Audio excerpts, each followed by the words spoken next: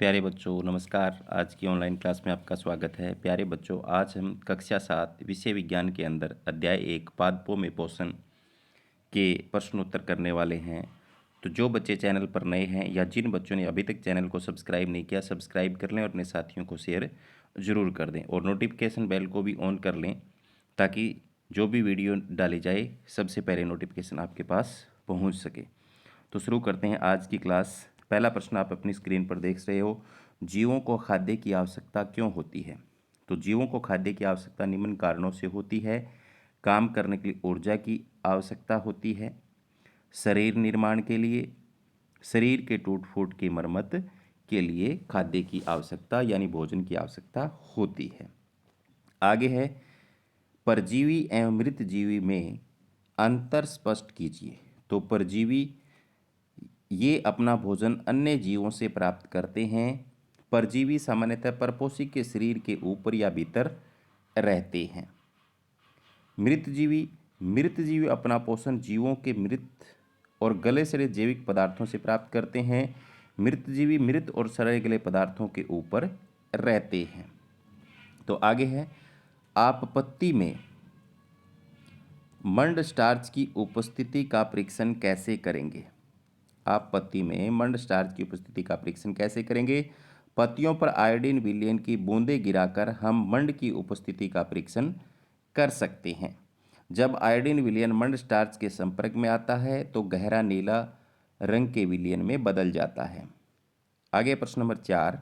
प्रश्न नंबर 4 में है, हरे पादपों में खाद्य संश्लेषण प्रक्रम का संक्षिप्त विवरण दीजिए। तो आप अपनी स्क्रीन पर देख सकते हैं,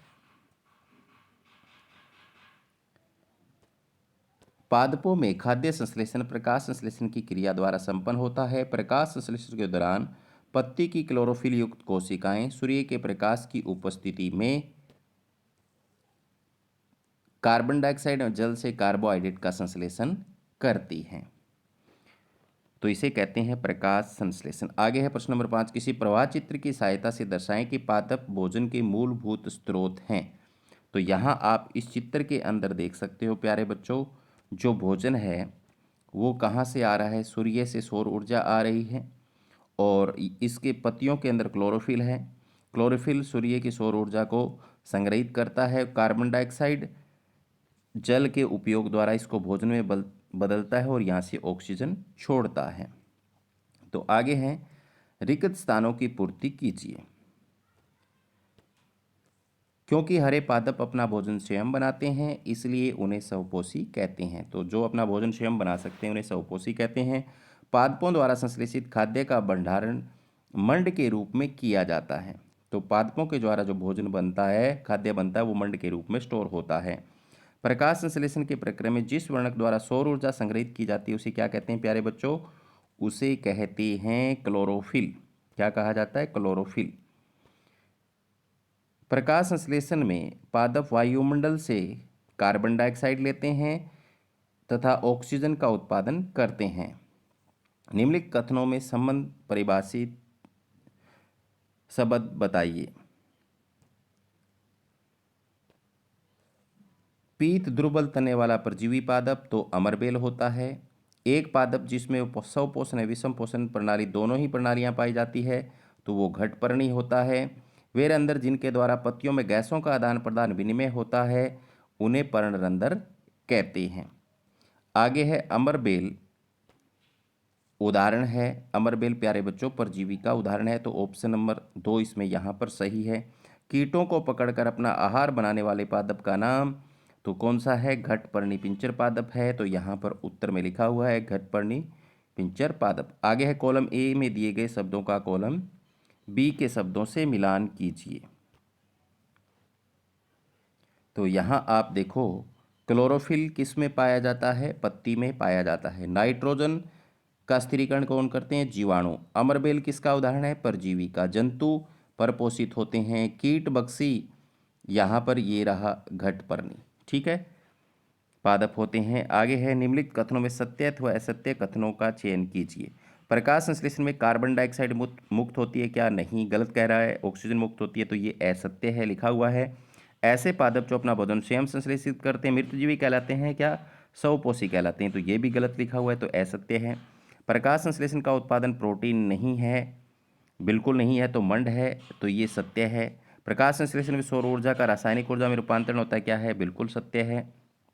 आगे है प्रकाश संश्लेषण और सौर ऊर्जा का रासायनिक ऊर्जा में रूपांतरण हो जाता है, तो ये सत्य देख लिया था हमने। सही विकल्प चुनिए में इसमें है पादप के किस भाग द्वारा प्रकाश संश्लेषण हेतु वायु से कार्बन डाइऑक्साइड ली जाती है, तो रंध्र से ली जाती है। पौधों की पत्तियों के ऊपर क्या होते हैं, रंध्र, वहां से ली जाती है। वायुमंडल से मुख्यतः जिस भाग द्वारा पादप कार्बन डाइऑक्साइड प्राप्त करते हैं वह क्या है, तो पत्तियां हैं, तो यहाँ क्या है, ऑप्शन इसका चौथा सही हो जाएगा, पत्तियां। आगे है अतिरिक्त प्रश्न जो हैं, उसमें देखो 13वां जो प्रश्न है, सभी सजीव प्राणियों के लिए ऊर्जा का चरम स्रोत क्या है, तो जो ऊर्जा आती है वो कहाँ से आती है प्यारे बच्चों, सूर्य से। सूर्य सभी सजीव प्राणियों के लिए ऊर्जा का चरम स्रोत है। वायु का गैसीय नाइट्रोजन का उपयोगी रूप में बदलना क्या कहलाता है, यह कार्य कौन करता है, तो गैसीय नाइट्रोजन को उपयोगी रूप में परिवर्तित करना नाइट्रोजन स्थिरीकरण कहलाता है। यह कार्य फलीदार पौधों की जड़ों में रहने वाले राइजोबियम नामक जीवाणु करते हैं। एक परजीवी पादप का नाम लिखें, तो अमरबेल एक परजीवी पादप है। मृतजीवी किन्हें कहते हैं, एक उदाहरण लिखें। जो सजीव मृत अवशेषों से भोजन प्राप्त करते हैं उन्हें मृतजीवी कहते हैं। कवक एक मृतजीवी है। आगे है विषमपोषी किसे कहते हैं। प्रश्न नंबर 17, वे जीव जो अपना भोजन अन्य सजीवों से प्राप्त करते हैं उन्हें विषमपोषी कहते हैं। मनुष्य, गाय, कुत्ता आदि विषमपोषी हैं। फलीदार पौधों की जड़ों में कौन से जीवाणु रहते हैं, वो पौधों को कैसे लाभदायक हैं वो पौधों के लिए, तो फलीदार पौधों की जड़ों में राइजोबियम नामक जीवाणु रहते हैं जो वायु की नाइट्रोजन को पौधों के लिए उपयोगी रूप में बदल देते हैं, जिससे फलीदार पौधे ज़्यादा प्रोटीन का निर्माण कर सके। जिससे आगे है सहजीवी संबंध किसे कहते हैं। सहजीवी संबंध किसे कहते हैं। सहजीवी संबंध में दो जीव मिलकर आवास और पोषक तत्व बांटते हैं, दोनों जीवों को लाभ होता है। लाइकेन में कवक और शैवाल सहजीवी हैं। शैवाल भोजन का निर्माण करती है, कवक बदले में शैवाल को अपना आवास देती है और इस प्रकार दोनों को लाभ होता है। प्रकाश संश्लेषण के क्या उत्पाद हैं, तो प्रकाश संश्लेषण से कार्बोहाइड्रेट प्राप्त होता है।